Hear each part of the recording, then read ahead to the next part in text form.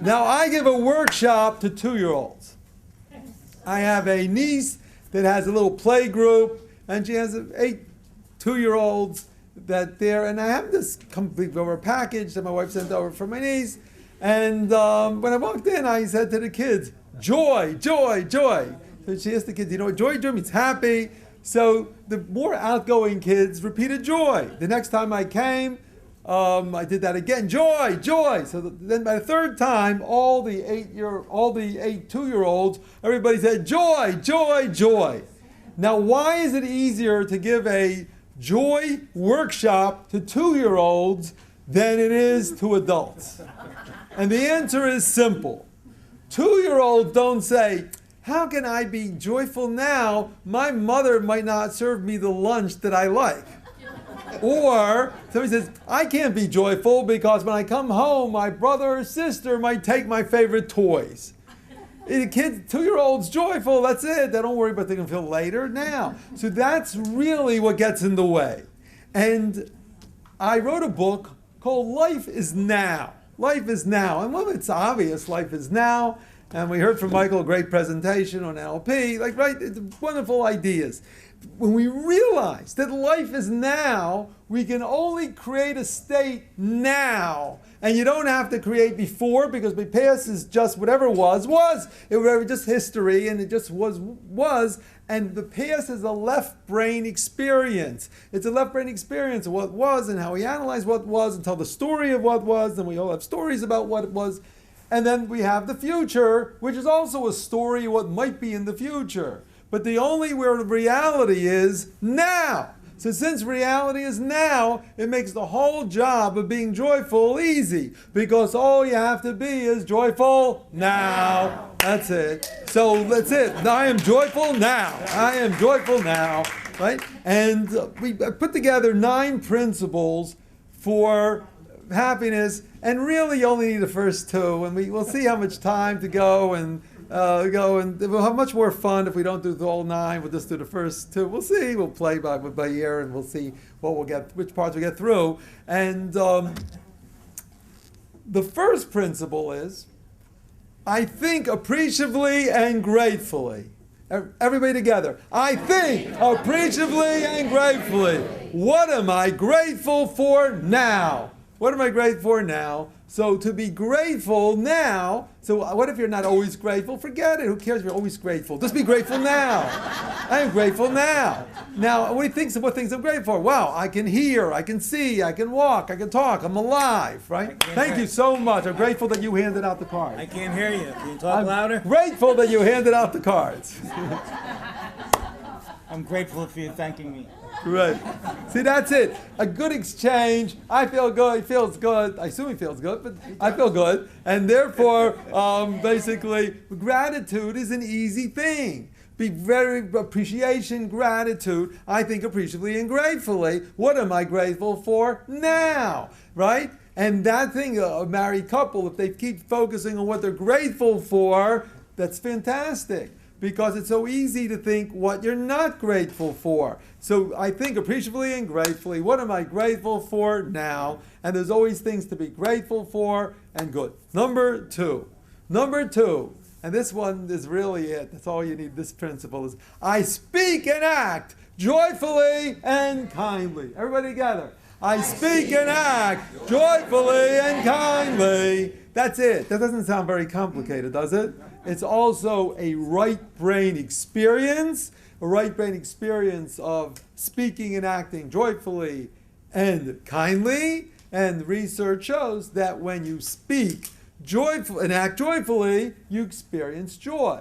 Now, in Judaism, there's a major work. In 1740, there was a Rabbi Moshe Chaim Luzzatto. He was a Kabbalist, a great ethical writer, and he wrote, in Hebrew, it's 4 words. Snua chitzaina mara pnimius, which means my external movements arouse my inner feelings. My external movements arouse my inner feelings. Very simple idea. Snua chitzaina mara pnimius. Now, the external movements arouse my inner feelings. So if you want to be joyful, you can either, like my dear friend John Tamron, you go to Harvard and you become a psychiatrist, and You know, and he's a tremendously insightful psychiatrist and really works great. He's amazing. And if you want to speak and act joy by speaking and acting joyfully, you just create the joy. Now, nobody before 1970 had endorphins. Why? Not that human biochemistry changed, but they didn't have a word for it. So the word didn't exist. Now, what does that mean? That everything written in the field of psychology and the all psychoanalyst theories were all before they realized that we have a God-given endorphin factory that we carry with us wherever we go. So knowing that we have an endorphin factory, that's very helpful. Now, only in 1980, Norman Cousins did the research in UCLA. They had actors who were good at acting joyfully, act joyfully, and over a make-believe situation. So they acted joyfully, and they took out there was in the laboratory, and they took out a little blood. They found there's some endorphins in there in the skin because in the blood system. Because what happens is all you have to do is even make believe something good happened and be joyful about it. Now, for me personally, in 1958, a major event. I'm from Baltimore. I'm from the city of Baltimore, and in the year 58, the Baltimore Colts beat New York Giants 23-17. Right? In New York, that wouldn't go over that great, but I'm from Baltimore. So when Johnny and I used to get ball on the beach in 1 yard line, and we get endorphins, nobody knew about the endorphins yet. But anyway, so if you're from Baltimore at that time, you felt super great. If you're from New York, you didn't feel. You felt the opposite. And the whole thing's an imaginary thing. What's the difference? The guy goes, gets the ball, doesn't get the ball, and like it's funny. But so that memory really helped me. Now, it's all 50 years ago, and you still feel good about it? Yeah. Now, it happens to be the letters NY for New York. There's a lot of people all over the planet that go around with caps that think NY to New York, right? And especially, even in Jerusalem, you have tourists from all over the world, and they sell in New York, people have it. So I constantly have reminders that Baltimore beat New York 23-17. Every time I see the letters NY, we beat them 23-17 in overtime. Wow, that was amazing. Now, that's silly, and that's why it works. The reason it works, it's not a great thing. It's like it's a silly thing. Anybody could be. So if a person doesn't like football, it has nothing to do with football, just to do with imagination anyways. So you can make it up any good thing that happened. Well, any good thing. It's, wow, I can walk 5 steps. Terrific. And now I really find it easier to be excited about the Baltimore Colts beating New York Giants 23-17 overtime than the fact that I can walk. Even I'd rather walk than that thing. But the brain is amazing. So joy. Now this is the problem in school. I don't know what your biggest problem in school was. I know my biggest problem in school was boredom. Did anybody share that? Sometimes you felt bored with some of the teachers' classes, right? You ever have a class you felt, this is boring? Or if you didn't feel it was boring, I remember, this is one of my fascinating memories. This happened same year, it was 58, probably after that event. Basically, I once got kicked out of an algebra class for yawning. What happened was like this. We had subjects of the Torah in the morning and general subjects in the afternoon. So at 5 o'clock in the afternoon, we had a class in algebra, and the teacher was going on about 5x and 4x and this type of things. And okay, so I just happened to yawn, and I went like this. I yawned, and the teacher called me, Pliskin, what's your question? I said, I wasn't asking a question, I was yawning. So the teacher said to me, if that's how interested you are in this class, get out.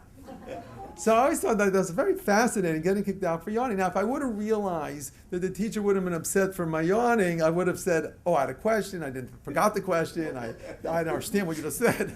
I would have thought of something. I didn't mean to insult him in any way. I just was telling him the truth, that I yawn. Now, I think what he should have done was like this. It's so good that you're yawning, because when you yawn, you take in oxygen. And when you take in oxygen, your brain works better, and then you'll understand algebra better. So it's terrific that you're yawning, because you'll understand the algebra better. Okay, but he didn't do that. And he didn't do it yet. Now, ultimately, what any memory is, like with the story of a memory, you can keep making up better stories. Now, the thing, you write your own script. Now, unfortunately, professional comedians have professionals writing up their scripts. But otherwise, you can write any script. Now, for teaching, I feel very strongly, like I have in Life is Now, of how to count joyfully. And the way you count joyfully is like this. 1, joy. Everybody together. 1, joy. 2, joy. 3, joy. 4, joy. 5, joy. 6, joy. 7, joy. 8, joy. 9, joy. 10, joy. That's how you count joyfully. Right? That's how you count joyfully. You keep going, you keep going. By the time we hit 500, everybody's going to be real high and everything. I really feel the way to get rid of the drug problem is get people high on counting numbers, like joy, joy, joy, joy, joy. Like basically, and it's an easy word to say. It goes J-O-Y. Now, I have in the book a chapter called Baking Joy Cookies. Baking joy cookies. How do you bake a joy cookie? You spell 3 cookies, one with the letter J, one O, one Y, and I asked one of my granddaughters to please bake me some joy cookies, and it was great. So basically, we can create an inner joy and an external joy very easily, very easily. So principle 2 is I speak and act joyfully and kindly. When you do an act of kindness, your brain produces endorphins. But fascinating research, and not only if you do an act of kindness, your brain produces endorphins, but if you watch person A doing kindness to person B, you also get endorphins, and you also get the pleasure part of the brain lights up. So all you have to do is watch kindness. So what if you can't see anybody being kind? Just imagine somebody being kind. Wow, I'm imagining kindness now. Wow. It's really very, very, very, very simple. And the whole thing is making things more complicated. And it's not. I mean, because going straight to, so I speak and act joyfully and kindly, that's such an easy principle, right? 3, principle will go further. 3, I assume there's a benefit. What's good about this? I assume there's a benefit. What's good about this? That there's an idea called reframing, and which means the way we look at something is the way it's going to affect us. We can look at anything as positive, neutral, or negative. Let's say water's dripping, and you're trying to fall asleep. Water's dripping. Water goes drip, drip, drip, drip. How are you going to react to the water dripping? So you have a choice. You can either say, wow, I can't fall asleep because the water's dripping. This is really annoying. Or you can say, the dripping water is going to make me calm and relaxed. Everybody together. The dripping water will make me calm and relaxed. That's when you want to go to sleep, when you want to wake up in the morning. The dripping water is energizing me. Everybody together. The dripping water is energizing me. So we can choose how we're going to react to dripping water, and it's a metaphor for everything else.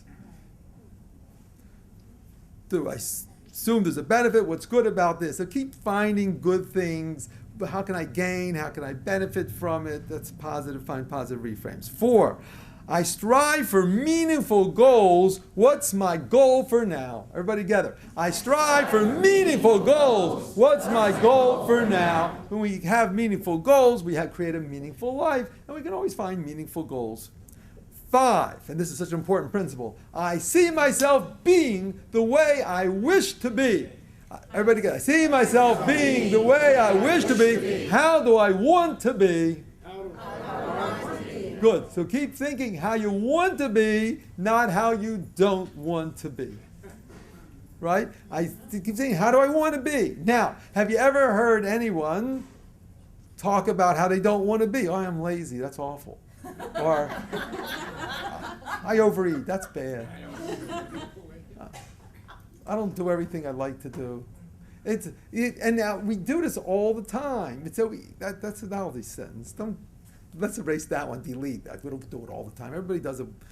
Forget about it. So doing it a little bit even is too much. So I see myself being the way I wish to be. How do I want to be? Keep thinking how you want to be. So you say, well, that's not real yet, but it becomes real as we keep visualizing ourselves, as we had before about the lemon, that when you see the lemon, you can visualize it, taste it. So when you visualize yourself being the way you wish to be, you start creating that. Because in your brain, it starts getting produce that type of way of being. And when you act a certain way, Maimonides wrote many years ago, the way to develop any positive trait is keep doing positive actions over and over again in that positive trait. And seek any positive way. So let's say a person says, oh, I don't have enough courage, or I'm not confident. So when it comes to confidence, first of all, to be confident, how many times do you have to be confident in order to be confident? It's similar, let's say, to be a bank robber, how many banks does a person need to rob to be a bank robber? One bank. Right? If he robs 3 banks, he's a multiple bank robber. 1 bank, he's a bank robber. So if you're confident about anything, so you ask them, people say, I'm not confident. They said, you know how to count to 10? He says, of course I can count to 10. I say, you're confident about that. So you're confident. So it's, like, really, that's all it is. He says, I'm confident I count to 10. So it's not so great to count to 10. So of course I'm not saying that's it. But you can't say you don't have confidence anymore. So therefore, when you say, wow, I'm confident, now I want to be confident about more and more things. The more things you're confident, the more courage you have, and so forth. 6, I focus on solutions. What outcome am I looking for? Instead of focusing on problems, of course everybody has problems, but focus on solutions. Everybody together. I focus on solutions. What outcome am I looking for? So as you focus on solutions, your mind, so sometimes, what if I don't think of solutions? So at least you're better off trying to think of a solution. And now there's one basic principle. If you can't think of a solution yourself, one of the best pieces of advice is ask.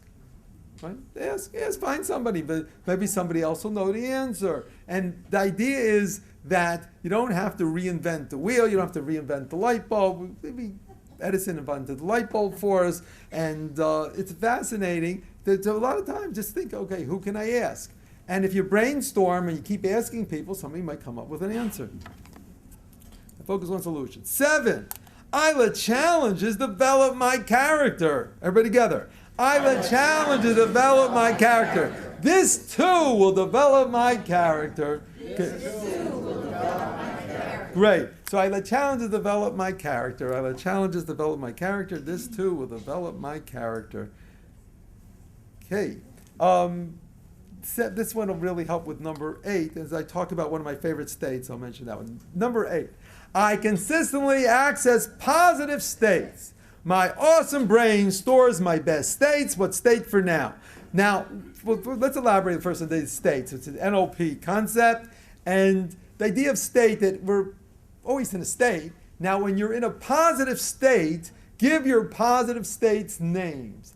As you give your positive states names, you can then access them from your brain. So I wrote an article in a journal called Anchor Point, called On Collecting States. And that is, keep giving names to your favorite states. Now, the early model, before they knew about computers the way we know now, the idea of accessing states didn't have that metaphor.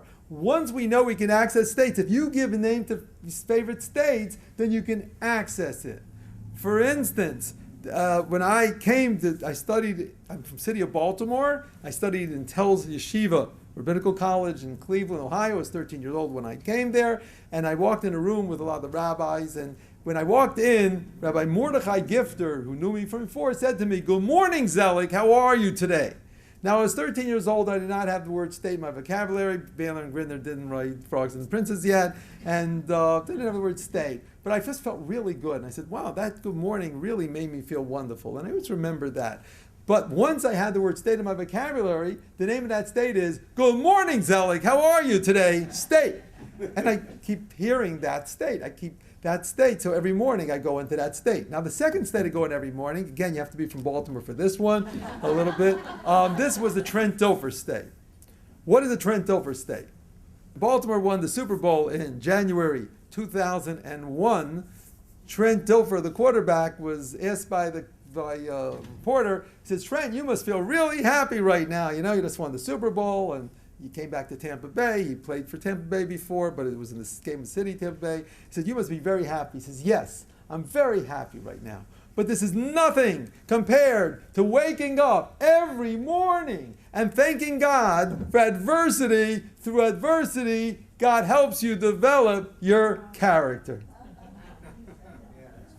right? So that's that idea that, wow, wow, adversity. Now, to say that you're happiest thing, now, I'm very much a student of joy. And I like interviews of people who are joyful. Now, when people win the Super Bowl, they'll say something that you couldn't pay for this joyful feelings for $100 million, quote unquote. It's a great, great feeling. But so this person's saying you can have a great feeling even with adversity because you look at it, you're developing your character. So what a person says, I don't really like developing my character that much, so make believe you do. And it'll start working. It'll start working. After a while, wow, developing my character with this, yay! And you don't have to be a bit serious about it. Now, the thing is, it's easy to teach kindergarten, teach kids anything. You can teach a little kid a thing. You can't teach teenagers. You can teach executives, and they pay a lot of money for retreats and things like that.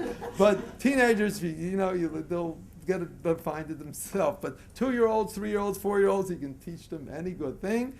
And even, unfortunately, my mother, unfortunately, had Alzheimer's for 8 years. She passed away 2 years ago. But a person with Alzheimer's, the memory goes, and it's very hard. How can a person with Alzheimer's access great states and stuff? They can't. But anybody who works with an Alzheimer's patient, all you have to do is remind them of good things that happen or make them up over and over again, because they won't remember that you said it. And then you can say again, wow, this great thing happened. Wow, that great thing happened. That is fantastic. And you can think, so basically, and some people say, well, I like living in reality, not fantasy.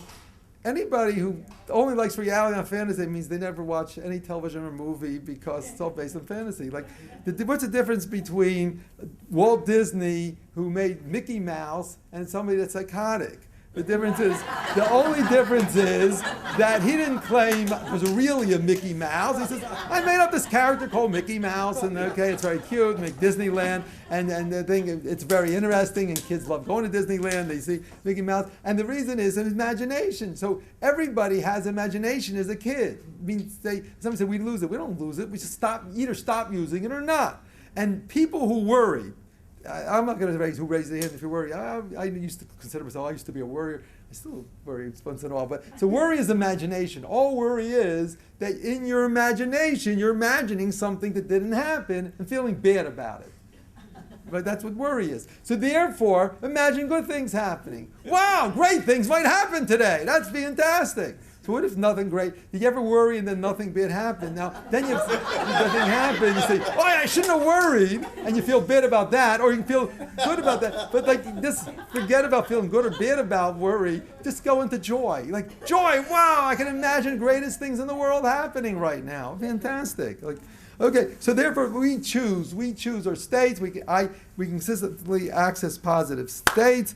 My Awesome Brain stores my best states, and your Awesome Brain stores your best states. And the thing is, the amount of gigabytes we have in our brain is fascinating. We don't know how many gigabytes we got in there, but we got unlimited potential for all kind of great stuff. And what state for now? What state would I like to be in now? What state would I like to be in now? And that's really a key element in all problems, because what's the reason why a person will overeat? Because they think, oh, this food will put me in a better state. That's why people smoke cigarettes, that's why people drink alcohol. This will put me in a good state.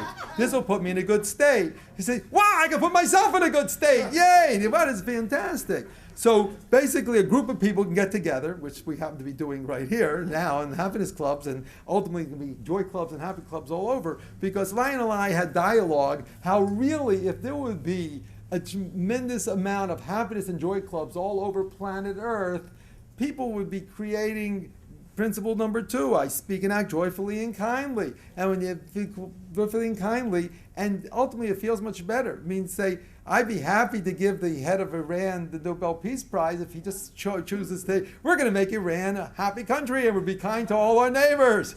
Like, yeah, give him Peace Prize, Nobel Peace Prize. Just he should mean it, that's all. And he deserves it, be Peace Prize, and he made world peace, and that's it. So basically, it'd be wonderful. So creating happiness and joy clubs all over, and I feel it's easy. Again, you don't have to have these 9 principles, but these 9 principles make it easier, and it fills up the time, and and you have 9 principles. But really, all you have to do is joy, awesome joy. Everybody together, awesome joy. And so awesome some joy. So some people like the word inner joy. Inner joy. Yeah. And then number 9, I smile and wave to mirrors. They always smile and wave back to me. Everybody together. I smile and wave to mirrors. They always smile and wave back to me. Now the good thing about that is you don't have to own the mirror for it to work. Like you can pass by a mirror and go like that. Now the interesting thing with the brain, you don't really need a mirror for this. You can just go like this to an imaginary mirror.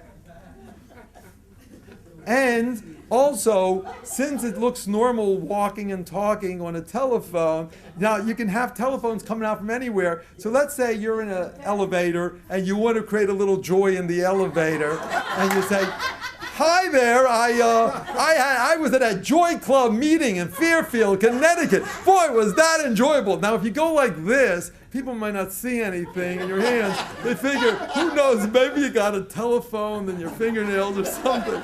It just looks like you're talking on the telephone, and it looks semi-normal, right? So that way, you can always say, this is going to be a joyful moment now. Right? Everybody together. Everybody go like this. This will be a joyful moment now. Right. We're going to start a real thing. It's a joyful moment now. So, can we have time for questions? Oh, yeah. Oh, good. We got some questions. Anybody have a question to ask? Okay. I just want to say you're adorable.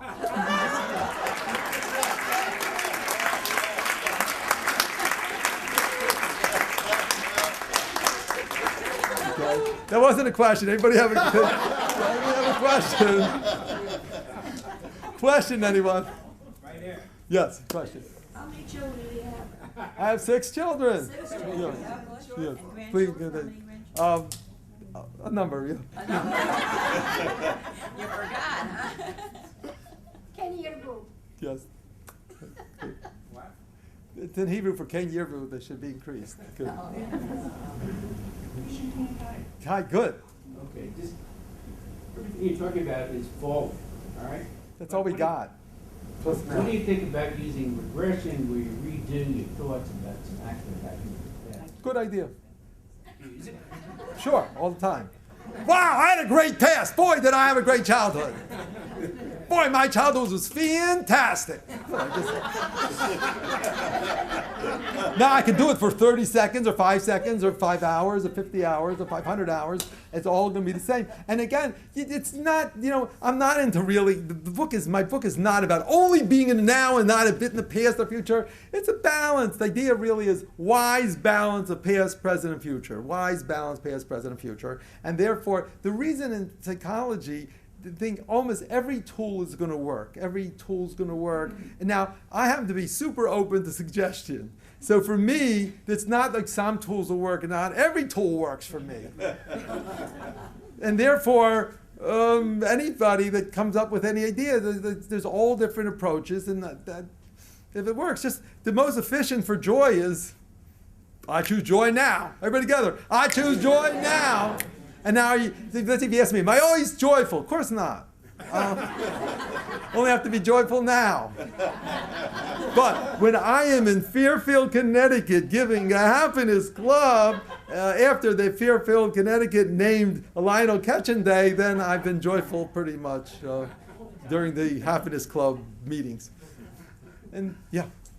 Hi. Can you retell your story, which I tell to everybody, about the woman who came in who was so sad all her life, and you told her to find some joy about the plants that you suggested for her to do? You asked her what she found that was Milton Erickson's story.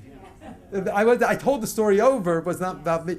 Milton Erickson, there was an elderly woman. She was very depressed, and she just stayed in the house and didn't go any place and didn't do anything special. And so her self-image was there's an old lady who's depressed all the time. And Milton Erickson, asked her what she's interested in. So she said she liked African violet plants. So he told her to buy 200 flower pots and cultivate 200 African violet plants and give them out as gifts to different people. And she did. So the African violet plants took a lot of time to put in water, put in the sun, and she gave them out to 200 different people. She became known as the African violet queen of her city, and that's where went her depression, because she was involved in things she loved doing, African violet plants, and she kept giving them out as gifts. Now, I personally never told anybody to do that, but you can learn that as a metaphor. What does a person love doing? What do they love doing? And find ways you love doing. And find things you love doing. So thank you for reminding me to tell that story. Yes? I have a question. You being an expert in joy, and you raised 6 kids. I don't say I'm an expert in joy. I don't look at myself. I just consider joy now sometimes. Okay. That brings me to my question. Good. Okay, so you raised 6 kids. You said you can't teach teenagers. Nah, I didn't really mean that seriously. I mean to say like this. If you have a kid... What I want to know is how you blended what you know when you mix it in the world of teenagers who are unhappy 25 hours a day. Oh, good. That's the question right there. But if you have a teenager, it's not... So the answer is, first of all, it's good to start when a kid is born. And 1-year-old, 2-year-old, 3-year-old. But the deal, like, each person will have something that will interest them, what they're interested in. Because let's say a person's unhappy all the time, when do they feel good? They feel good about anything. Usually people do feel good about something. So if you find what a person feels good, also find meaningful things they can do that they would like, they would appreciate. Or get another kid, pay another kid the money. Don't give the kid the money. Pay another kid, a friend, say, hey, let's go to the museum. I don't want to go to the museum. So your parents want to take you to the museum when you feel down, you're not going to go.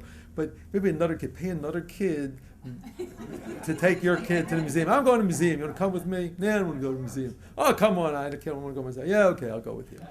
Right? So you pay somebody else to go with them. It's cheaper than a psychiatrist. No offense, John. Yeah. And if it works, it works. I mean, things like this. It definitely, everybody has things that can get on them and weigh on them. But the more we make it a habit, and also emotions are contagious. And I think also, if somebody's really feeling awful, empathy, don't tell a person to be joyful. Nobody wants to hear, if they're really down, and say, oh, be joyful, be happy. I don't want to hear that. They would say, boy, you have it rough. And empathize, listen to what the person's telling you. Care about the person, enter their world. That's much bigger kindness than trying to make them happy at that time. And then a person's understood. Also understand, why is the person feeling, what's he worried about, or what's he upset about? And sometimes there are valid reasons for feeling upset. Yes? Hi. I get, the idea is great about your enemies are really your best friends, because you could really grow in those stressful situations. But could you help me integrate concepts of like caution and safety when you're thinking about bad things may happen? Yes. Integrate that into your... In Judaism, there's a statement. Good. There's a statement, who is wise? This Talmudic statement. Who is wise? One who sees what's going to be. Meaning to say, knowing the outcome. So there's idea of preventing problems, of taking precautions. And the idea that takes life of wisdom to know what's a risk that's too excessive risk and not excessive risk. And definitely we have to, the idea of life is now means not only now, we want to live for a long time. So we have to be healthy. We have to be careful, drive carefully, do things that are, take care. Yeah. So we need balance. The key element is wise balance. And there's no magic formula for wise balance, and we learn from life experience. 50 years ago, Yeah. 50 years ago, let's say, Yeah. let's say. Yeah. How did you know I that didn't. you were going to be I didn't know working that. on joy? I didn't know that then, 50 years ago. How were you? How were you? I evolved little by little. You know what? I wish my mother was here. I'll tell you why. Because the times that I was feeling down, and my mother really tried. If I wasn't especially unhappy, just the times if I felt down, my mother really would try to make me feel better and the thing. And she was worried at times. But I didn't have. My dear friend Lionel said he made a decision to be happy. I didn't make a decision to be joyful.